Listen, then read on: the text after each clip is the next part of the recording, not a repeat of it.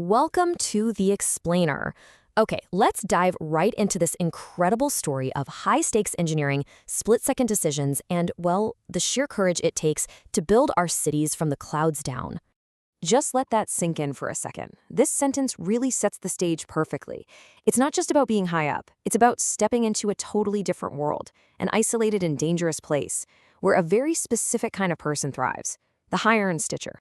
So, to really get what's at stake in this story, we first have to wrap our heads around the environment itself. Because up here, the sky isn't just a pretty background. It's an active and, believe me, often hostile character in our story. What's so fascinating is this stark difference in just what you experience. Down on the street, it's the chaos we all know. Car exhaust, honking cabs, all that frantic energy. But you go up to the skeleton of the Vanguard Tower, and it's like every one of your senses gets completely rewired. The air is thin, it tastes like metal, and that city noise, it's replaced by something else entirely. And get this, the workers, they even have a name for it, the siren's hum. It's not some gentle breeze, okay? They describe it as predatory. That word choice alone tells you everything you need to know about how alien this place is, where the forces of nature are just raw and in your face. All right, so that's the world they're living in, but who are the people who choose to work there? Survival this high up, it isn't just about having good balance. It's about having this unique, unshakable mindset. So first, we've got our veteran, Silas Iron Eye Vance. This guy represents generations of experience passed down. He doesn't just bolt steel together, it's like he has a conversation with it. This idea that he can hear the stress in a girder, it sounds almost supernatural, doesn't it? It's pure instinct, honed over a lifetime. And right next to him, you've got Leo, the greenhorn. Now, he's got the talent, he's got the skill, but he's missing the one thing Silas has mastered: control over his own fear. And in this world, that little bit of nervous energy, that one moment of panic, it can be a literal death sentence. And this, from Silas, just perfectly sums up the mental game you have to play. It's this extreme form of focus. You have to basically delete the 1,200-foot drop from your brain and shrink your entire world down to three things: the beam you're on, the bolt in your hand, and the person you're trusting with your life. Okay, so we've met the people and we know the place. Now let's get down to the nitty-gritty. What exactly was so special about this day?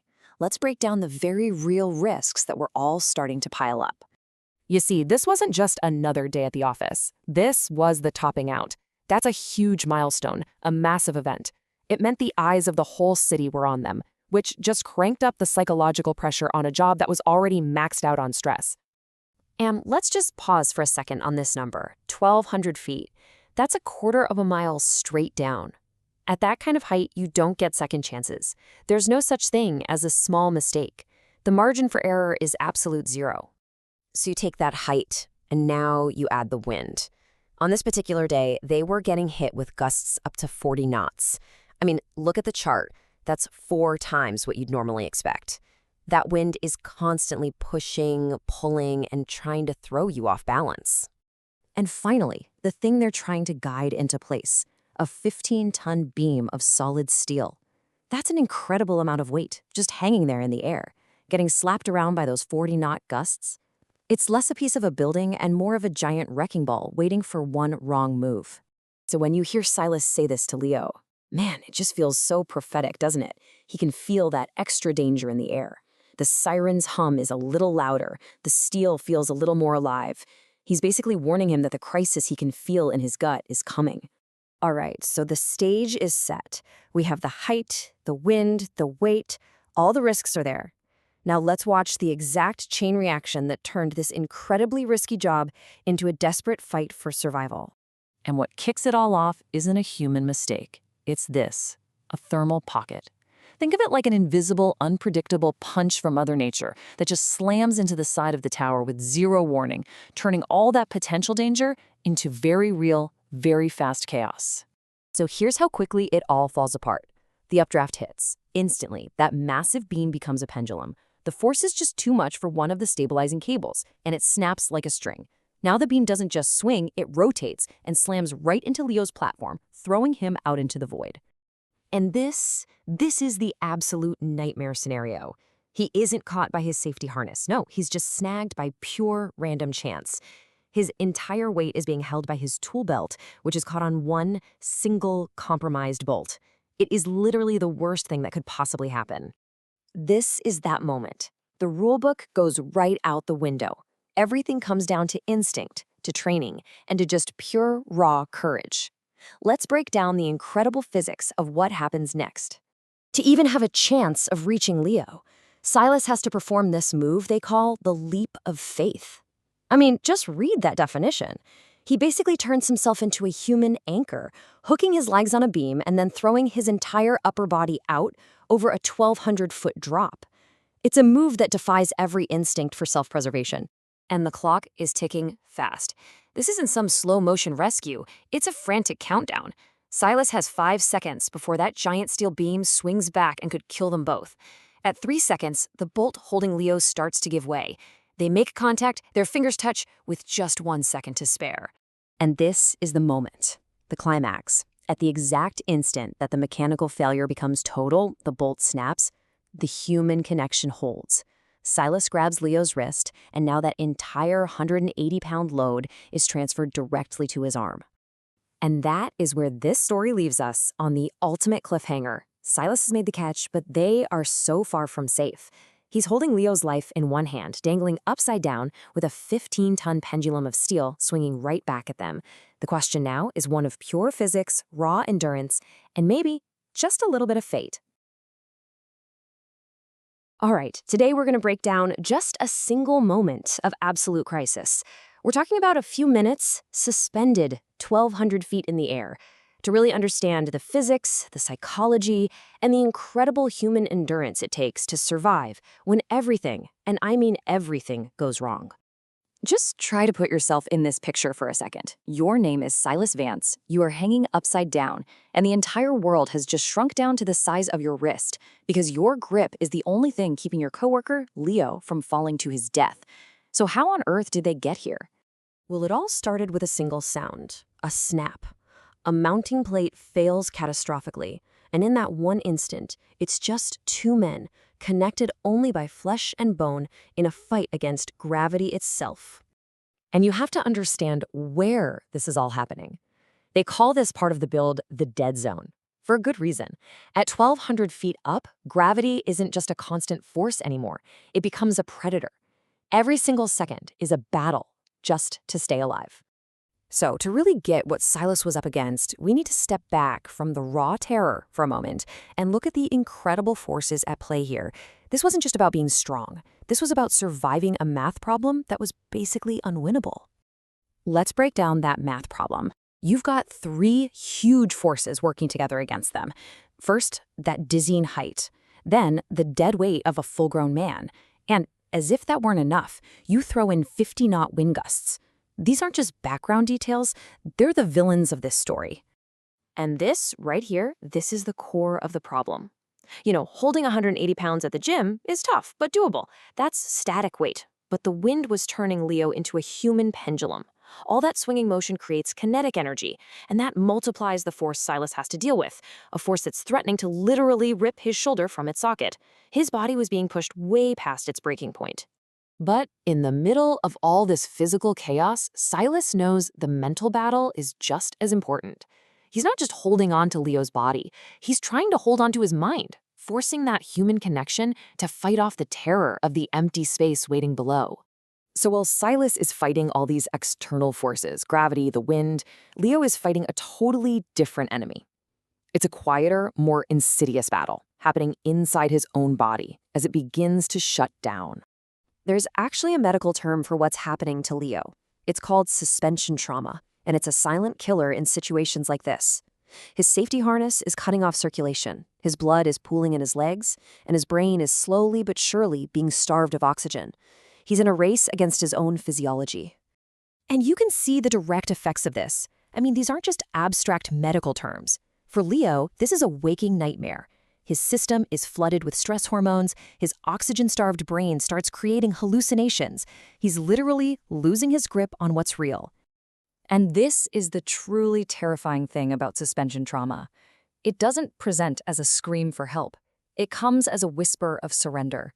His own body is tricking him, making him believe that letting go would be a peaceful escape. Just when you think things can't possibly get any worse, they do. A new player enters the game. A massive 15-ton steel beam swinging free from a single cable. It's become a wrecking ball. One good hit against the tower could send vibrations through the whole structure and shake them both loose. With the situation getting more desperate by the second, the focus now shifts to the rest of the crew up on the deck. And their response? Well, you are not going to find this move in any safety manual. It's pure improvisation, an incredibly dangerous plan born from sheer will. So to even try to get to them, there is no safe path. All they have is what they call the Devil's Tightrope, another support beam that's not even fully bolted in and is just vibrating like crazy in the wind. Every single step they take is a life or death gamble. And here's their insane but brilliant plan. Cassidy goes first, laying flat on the beam. He's the tip of the spear. Miller goes next, grabbing Cassidy's ankles to be his anchor, and then Tiny anchors Miller. They are literally forming a chain of human bodies, inching themselves out over the abyss. Their first try fails. They get a rescue line to Silas, but he can't let go of Leo to grab it. And in that moment, Cassidy makes a split-second decision that goes against every protocol. It's a statement of pure commitment. We are not leaving you behind, no matter what. Okay, so now we are at the climax. The human chain is in place, they've made contact, but this fight is far from over. This is the final, desperate pull against time, against gravity, and against equipment that is failing by the second. This is the moment it all comes together. Cassidy manages to grab hold of Silas's belt, and that raw, frantic shout, that's the signal. It's the combined strength of the entire chain against the weight of two men and the full force of the storm. Just look at this timeline. Look at how close they came to total disaster. They get Silas back on the platform with only 10 seconds to spare. 1 second later, that 15-ton beam slams into the tower, and at that exact moment, the mounting plate that Silas was anchored to finally shears off and plummets into the void. Their margin for survival was practically zero. And here, back on solid ground, you see the immediate cost. Leo is unconscious, but he's alive. And Silas, the man who held it all together, is physically broken. The strain was so intense that it caused permanent muscle damage. He won the battle, but it cost him his career. So when people asked him later why he did it, why he held on long past any reasonable human limit, his answer was so simple and so profound. It wasn't about being a hero. It was about a code, a deep-seated duty to the guy next to you, a promise that you just don't leave someone behind. And that really leaves us with one final thought. This whole event, the terror, the sacrifice, the incredible heroism, it all happened while they were building one of those giant skyscrapers that define our world.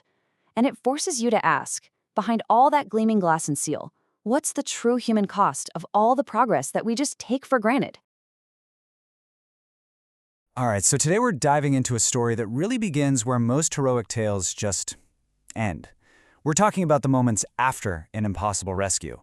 This is a story about a single act of unbelievable strength and the invisible, devastating price that was paid by two men, a price etched forever into their bodies and their minds. You know, this one sentence, spoken after the whole thing went down, it's the key to everything. It perfectly captures the sheer force of will that held one man to life, and it kind of foretells the profound consequences of defying the laws of nature, even if it's just for a few minutes. So let's set the scene. We're on the 80th floor of the Vanguard Tower. The high-altitude winds are just howling, but after the absolute chaos of the rescue, the silence between the two men is what's truly deafening. The adrenaline is fading, and a cold, frankly terrifying new reality is starting to set in. And here it is, the very first sign that something is deeply, deeply wrong. For Silas Vance, the rescuer, the danger is over, but his body hasn't gotten the message. His hand is frozen solid, locked in the exact shape of the grip that just saved a life. It's this chilling physical mystery, and this is what the high iron workers call it, the ghost in the steel. It's such a fascinating and, let's be honest, terrifying phenomenon. Silas's mind knows he's safe, but his nervous system is still fighting the fall. It's still firing signals to muscles that are screaming under a load that no longer even exists. His body is literally haunted by the battle it just won. So that one single act of heroism, it triggered this cascade of physical failures in both men. In the aftermath, all the glory of the moment just gives way to the brutal biological price of survival.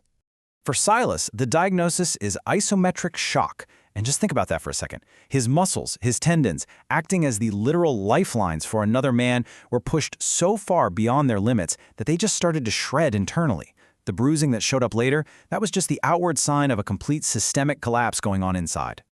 Now for Leo, the man who was saved, the danger was far from over. You'd think, okay, he's safe, he's in the clear. But no, he faced this hidden threat called reflow syndrome. See, while he was hanging there, all these toxins built up in his blood-starved legs. And now, safe on the deck, those toxins were rushing back toward his heart, creating a silent chemical weapon that could have killed him long after the fall was stopped. That long ride down in the construction hoist, that's where the psychological weight of the whole thing really starts to settle in. As they're descending, Leo, the man who was saved, asks the one question that's on everyone's mind. Why didn't you let go? He felt Silas slipping. He knew he could have saved himself. And this is Silas's answer. It's not about heroism. It's not about glory. It's about function. It's about duty. It's about this deep, ingrained professional ethos. In that moment, he wasn't a man. He was an essential component that could not fail. He was the bolt. It's just such a profound insight into the mindset of the people who build our skylines. Now we're in the sterile quiet of the hospital. The adrenaline is long gone, the descent is over. And now the cold, hard medical facts are laid bare. The true cost is calculated in these clinical, totally unforgiving terms. The doctors deliver what is essentially a life sentence. The list of diagnoses is just devastating. Compartment syndrome, severe nerve damage, atrophy. It all boils down to two things: the total loss of the fine motor skills he absolutely needs for his job, and a permanent, uncontrollable tremor. And this just illustrates the true cost perfectly. All of that medical jargon, all those terms, they translate into this one simple, heartbreaking fact. The man who lived his life 1,000 feet in the air, a master of balance and nerve, has been permanently grounded. And the punishment here isn't just physical. For a man who spent his whole life defying gravity, being bound to the earth is a prison. The source describes it so well. The planet itself feels too heavy, almost like it's trying to pull him under. His entire world has been turned upside down.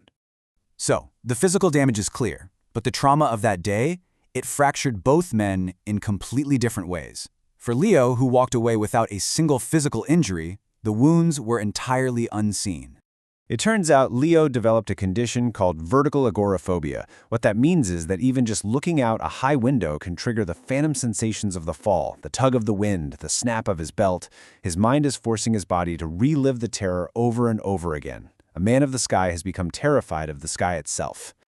This slide just puts it all into such stark relief. The same event created two totally different casualties. The tower broke Silas's body, grounding him with a physical tremor, but it broke Leo's nerve, grounding him with fear. So one of them lost the ability to do his job, the other lost the will.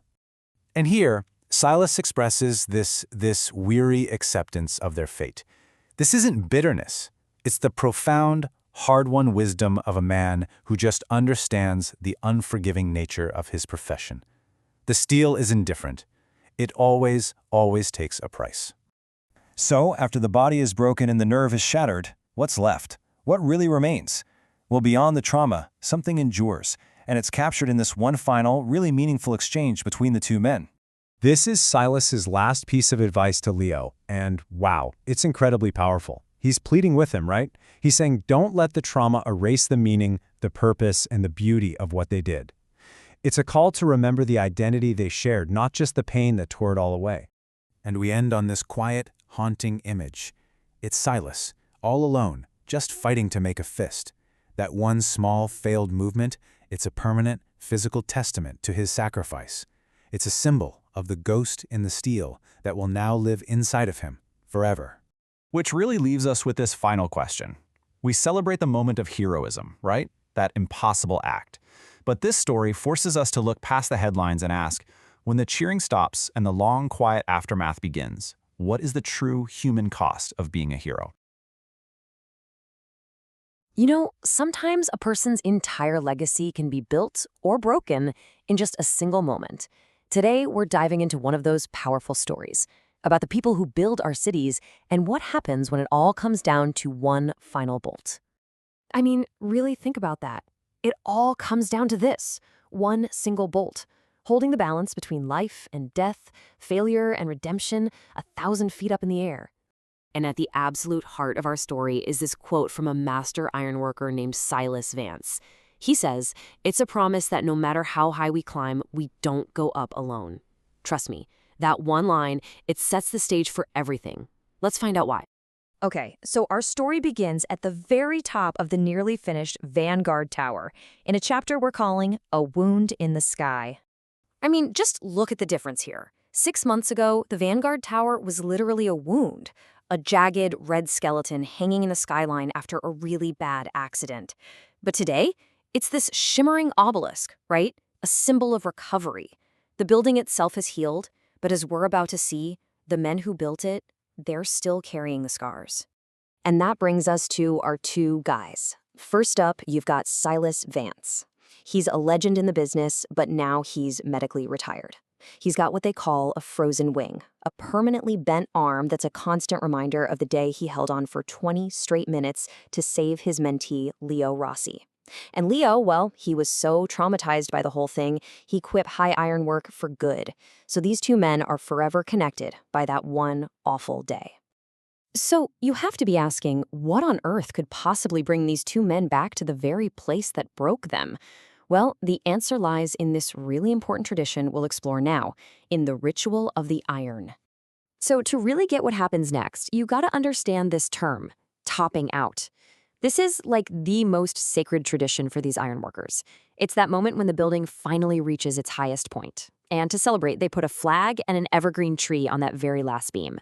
It's a huge deal, a symbol that the job is done and hopefully done without any more loss of life. And this is exactly why Silas has to be there. Even with his injuries, his soul is tied to that tower. He tells Leo, "I built 80% of that monster, Leo. I'm not going to let a bunch of suits finish it without me being there to see the iron hit the sky." See, to him, this isn't just a building, it's everything. It's his legacy. So the project manager, he gets it. He does something that's totally against the rules. He hands both men white hard hats. That's the mark of a visitor, a guest of honor, and invites them for a ride to the summit. This just doesn't happen. It's a huge nod to their status as legends among the crew. Now, as they're going up in the hoist, they both hear that siren's hum of the wind rushing past. But for each of them, that sound means something completely different. For Leo, it's the sound of pure panic, a cold, sickening knot in his stomach. But for Silas, it's the sound of home. It's a familiar heartbeat. He's not scared. He's right where he belongs. And that ride up takes them to the 102nd floor, straight to a moment of truth. In our next section, the Summit of Redemption. Okay, picture this. They get to the top. The entire crew is there, waiting, and in the center is the spire, the very tip of the tower. The crew parts, and they hand Silas the final piece of the whole puzzle, a single ceremonial golden bolt. This isn't just some random piece of hardware, it's the centerpiece, the one thing that holds the entire spire to the building. And then, nothing. Just silence. Silas takes the bolt, he takes the wrench, and he can't grip it. His hand, the very hand that saved a life, the hand that built this tower, it's just trembling. He can't make his fingers close. The wind is roaring, but up there on that deck, it is absolutely, deafeningly silent. So in that one moment, everything, the ceremony, the legacy, the shot at redemption, it all just hangs in the balance. And there's only one question left.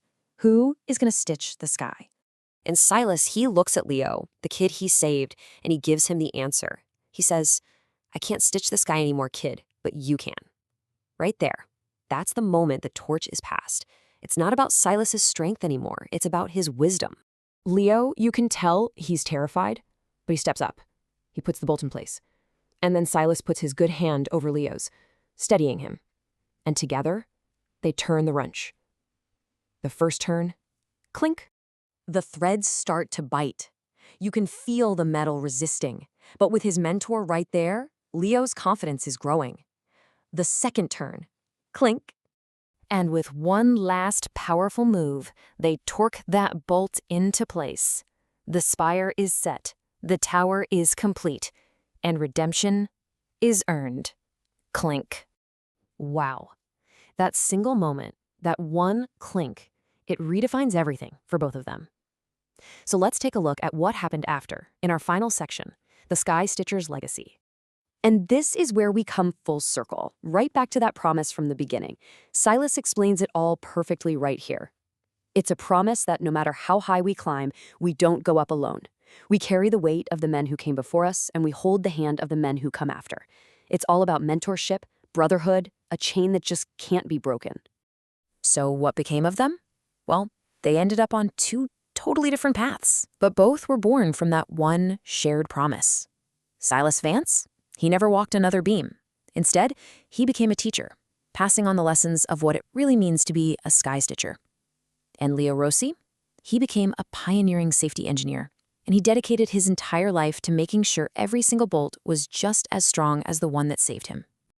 And that story, it really leaves us with something to think about. The next time you look up at a skyscraper, think about the hands that built it. And maybe ask yourself, what promises are written into the skylines we see every day?